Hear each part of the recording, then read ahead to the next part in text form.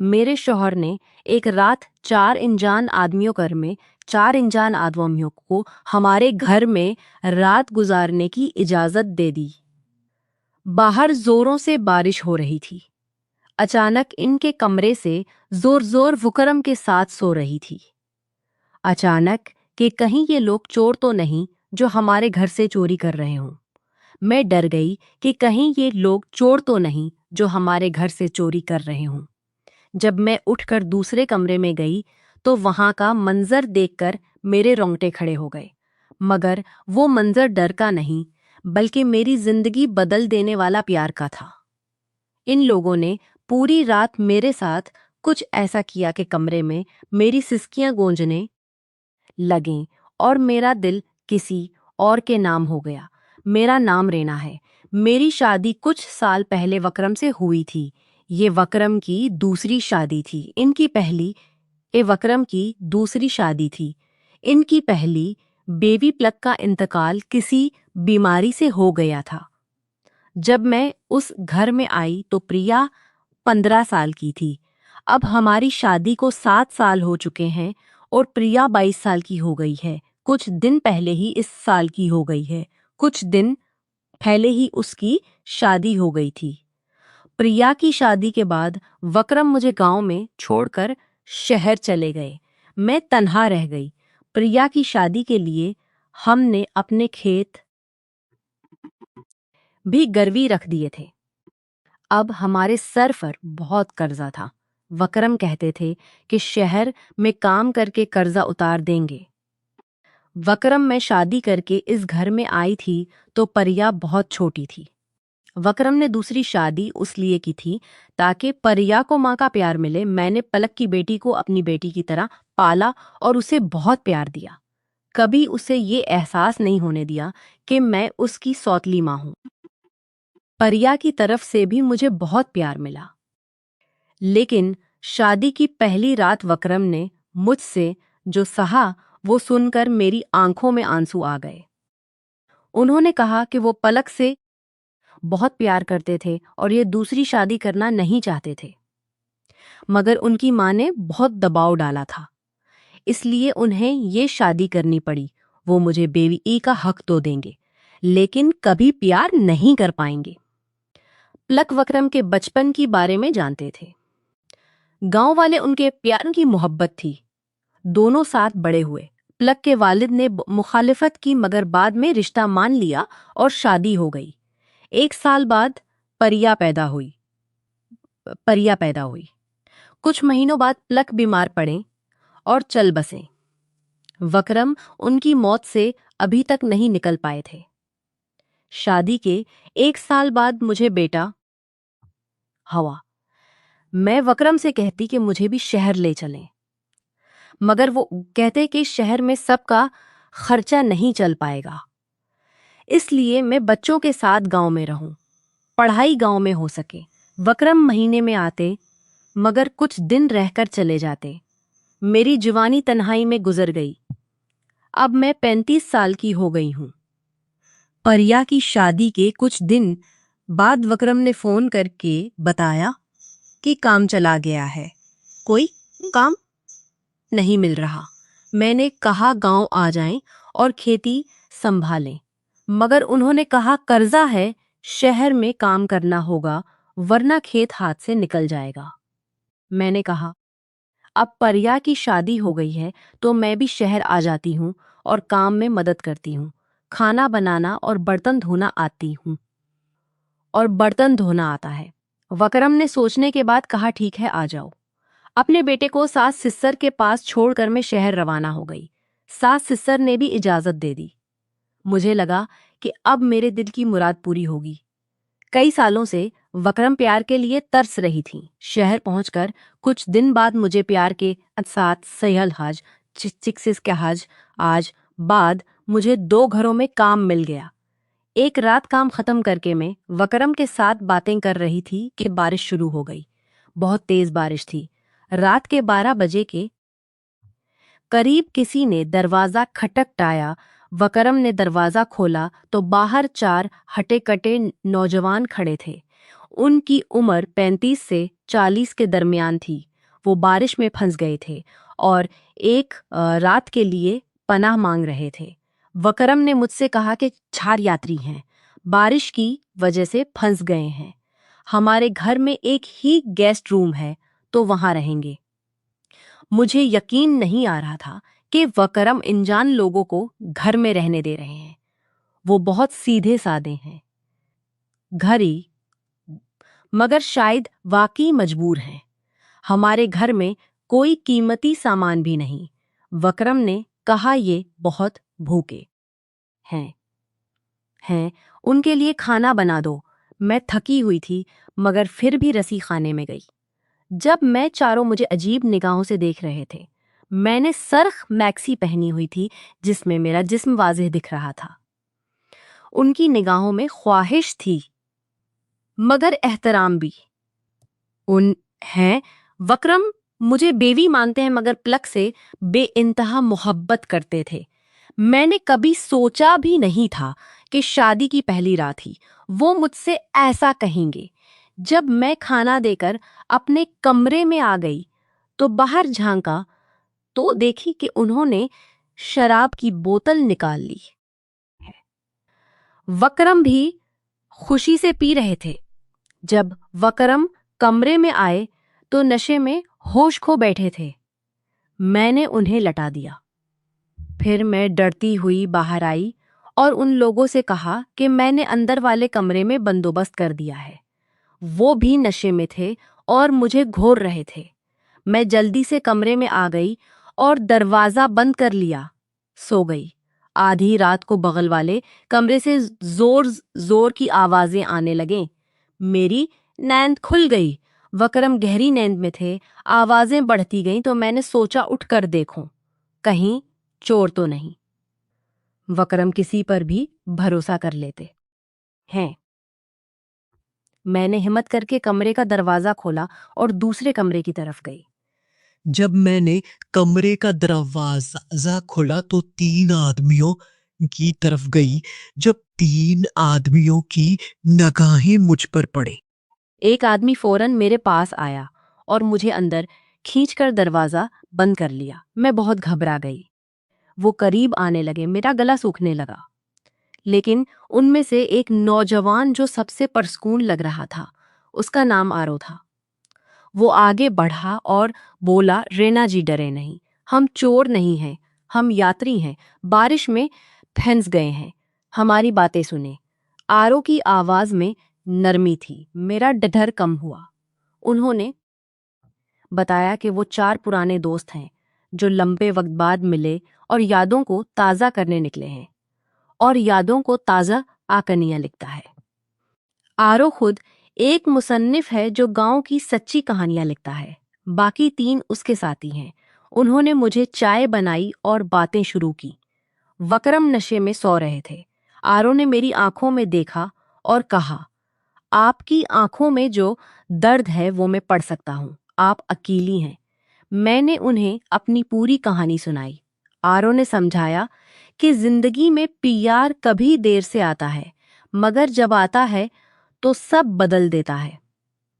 रात भर हम पास बैठा रहा। इसकी बातों में वो गर्मी थी जो वकरम में नहीं थी।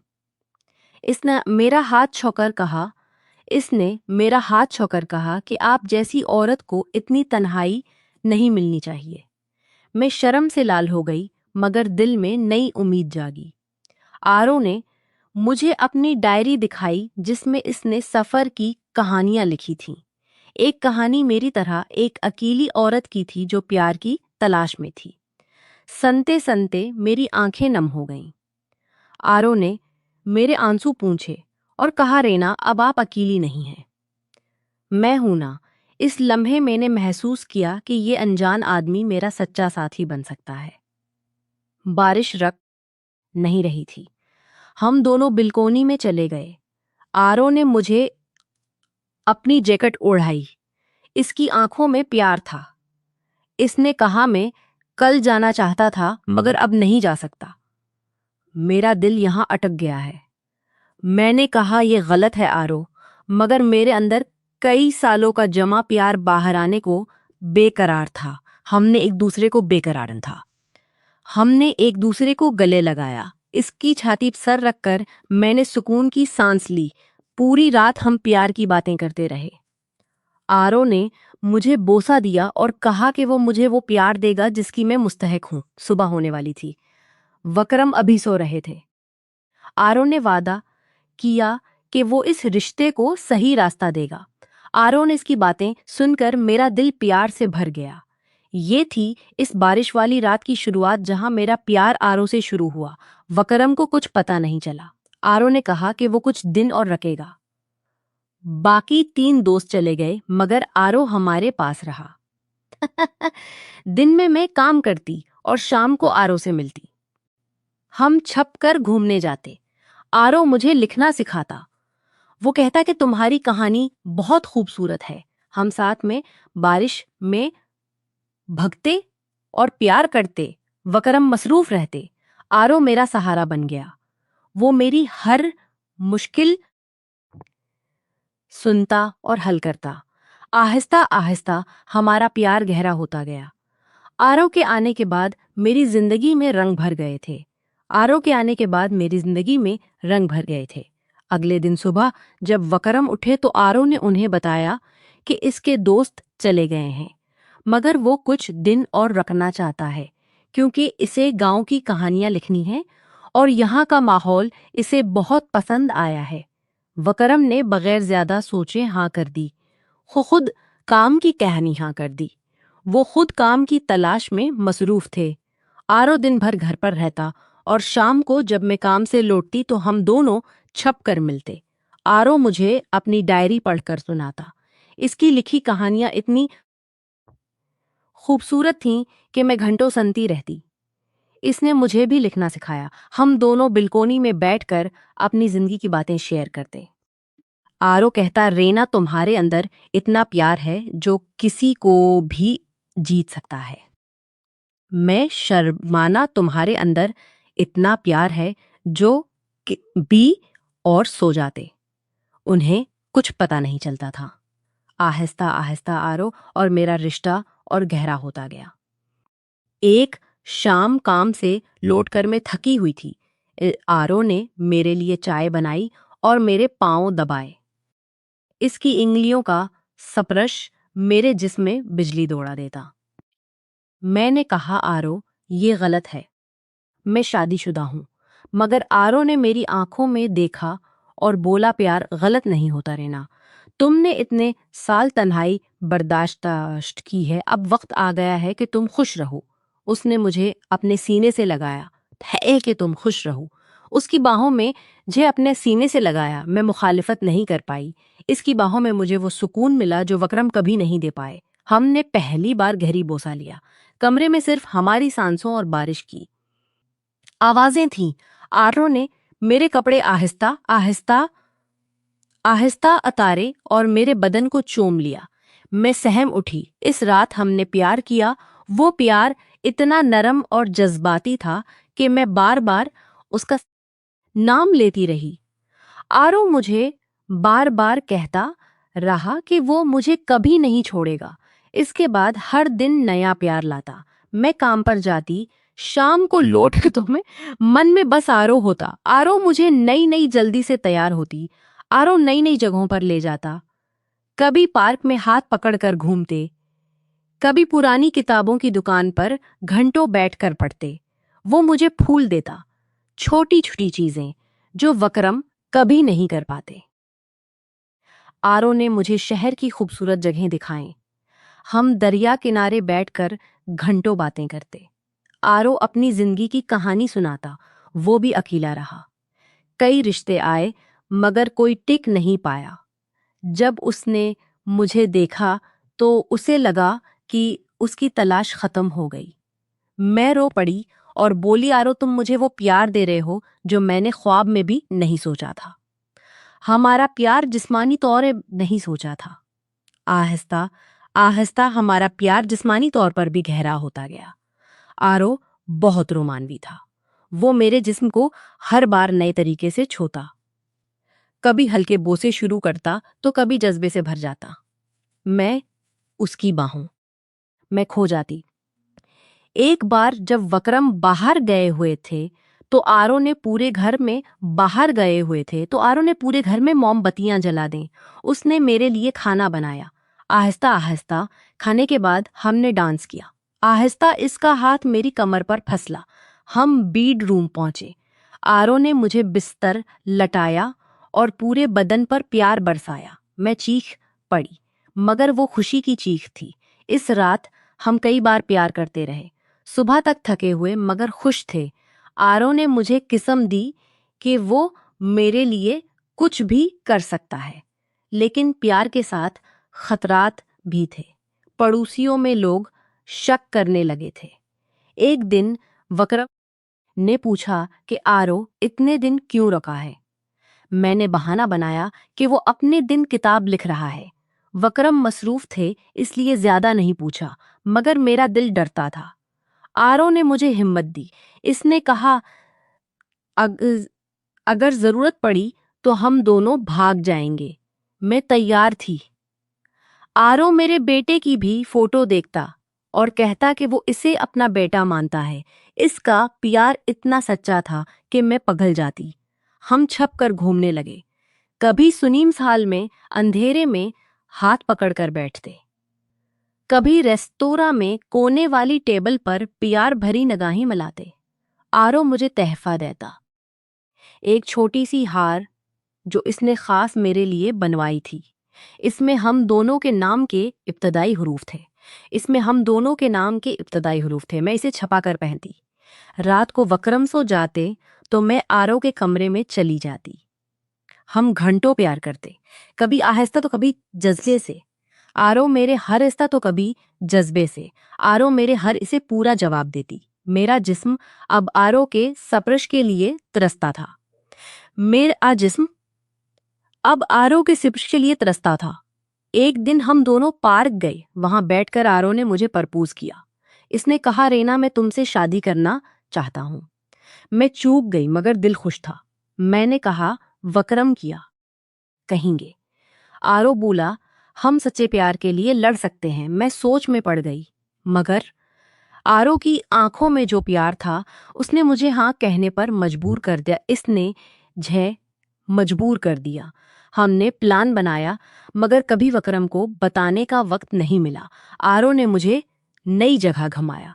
हम एक छोटे से हल स्टेशन पर गए जहां वक्रम को पता नहीं चला। वहां 2 दिन हमने खूब एंजॉय किया। होटल के कमरे में हम पूरा वक्त साथ रहे। आरो ने मुझे सरप्राइज दिया। इसने मेरे लिए फूलों से सजा कमरा रखा था। हमने शैम्पेन पी और प्यार किया। इस रात आरो इतना जज्बाती था कि मैं थक कर भी नहीं थक पाई। इसने मुझे कई बार उरूज पर पहुंचाया। मैं चेखती रही, इसका नाम लेती रही। आरो ने कहा, "अब जल्दी हम साथ रहेंगे।" शहर लौट कर भी हमारा प्यार जारी रहा।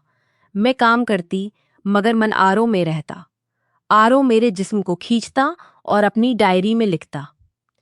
इसकी लिखी मोहब्बत की कहानियां अब मेरे अर्ध गर्द घूमने लगी थीं। पड़ोसियों का शक बढ़ रहा था, मगर हम एहतियात बरतते। एक रात वक्रम देर से घर आए तो आरो ने मुझे छपा लिया। दिल की धड़कन तेज थी मगर प्यार हमें हिम्मत देता था। आरो ने मुझे अपने खानदान के बारे में बताया। इसके माँ बाप इसे समझते थे। वो कहता कि वो मुझे घर ले जाएगा। वो मुझे घर ले जाएगे। मैं ख्वाब देखने लगी वक्रम से अलग होने के, मगर अभी वक्त नहीं आया था। हमारा प्यार रोज नया रूप ले रहा था। आरो मुझे हर तरीके से खुश रखता। आरो मुझे हर तरीके से गया था। मेरा जिस्म और दिल दोनों इससे जुड़ चुके थे। आरो के साथ मेरे प्यार की कहानी अब अपने फैसला कुन मोड़ पर पहुंच चुकी थी। कई महीने बीत चुके थे। हमारा रिश्ता इतना गहरा हो चुका था कि बगैर एक दूसरे के एक लम्हा भी काटना मुश्किल हो गया था। आरो हर रोज नई उम्मीद लेकर आता।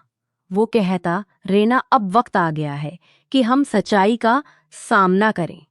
मैं डरती थी मगर उसका प्यार मुझे हिम्मत देता। वकरम अभी भी काम में मसरूफ थे। उन्हें शक तो हो रहा था मगर वो पूछते नहीं थे। एक शाम में काम से लौटी तो आरो ने मुझे गले लगाया और कहा, आज रात हम वकरम से बात करेंगे। मेरा दिल जोरों से धड़क रहा था। रात को वकरम घर आए तो थके हुए थे। आरो ने उन्हें चाय दी और बुरा रास्त मौजू पर आ गया। इसने कहा, वकरम भाई, मैं रेना से प्यार करता हूं। हम कई महीनों से साथ हैं। वकरम सदमे में थे। उन्होंने पहले तो गुस्सा किया मगर आरो की नरमी और मेरी आंसू भरी आंखें देखकर परसुकून हो गए। वकरम ने कहा, मैं जानता था कि मैं पहली बीवी की यादें मुझे हमेशा रोकती रहें। अगर तुम दोनों खुश हो तो मैं रास्ता नहीं रोकूंगा, मगर बच्चों का क्या होगा? मैं, आ, मैं रोते हुए कहा, मैं बेटे को साथ ले जाऊंगी। वकरम ने माफी मांगी और कहा कि वो कर्जा उतारने के बाद गांव चले जाएंगे।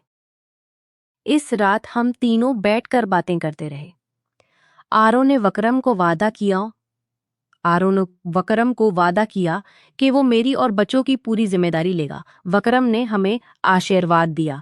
अगले दिन आरो ने मुझे अपने खानदान से मिलवाया। वो लोग बहुत अपनाया। उनने शादी की तरह अपनाया। हमने शादी की तैयारी शुरू की। आरो ने छोटा सा घर लिया जहां हम दोनों रह सकें। मैंने काम छोड़ दिया। अब मेरा पूरा वक्त आरो के साथ था। हम रोज नई जगहों पर जाते, कभी समंदर किनारे तो कभी पहाड़ों में। आरो में मुझे हर जगह प्यार से नवाजता। शादी के दिन पूरा माहौल रोमांच से भरा था।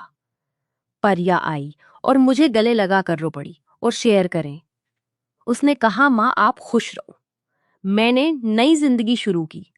आरो ने मुझे मंडप में ले जाकर फेरे लिए। इसने मेरे माथे पर संदूर लगाया और कहा, अब तुम हमेशा मेरी हो। शादी के बाद हम हनी मून पर गए।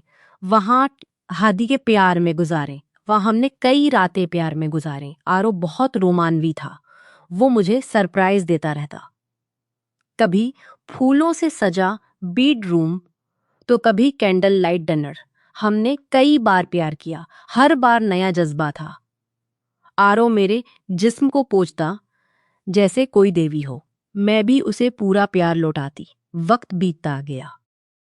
हमारा बेटा भी आरो को पापा कहने लगा। आरो ने कभी कभी मिलने आता। रिश्ता अच्छा था। आरो ने अपनी किताब मुकम्मल की जिसमें मेरी कहानी थी। वो किताब हट हो गई। अब हम खुशहाल जिंदगी गुजार रहे हैं। आरो हर्ष वाली रात सबसे अच्छी रात थी जो हमें मिलाई। मैं मुस्कुराती और इसे बोसा देती। हमारा प्यार इसे बोसा देती। हमारा प्यार आज भी इतना ही गहरा है। हर बारिश मुझे इस पहली रात की याद दिलाती है जहां डर के साथ प्यार शुरू हुआ। रैना अब पूरी तरह आरो की हो चुकी थी। जिंदगी ने आखिरकार मुझे वो प्यार दिया जिसकी मैं तलाश कर रही थी।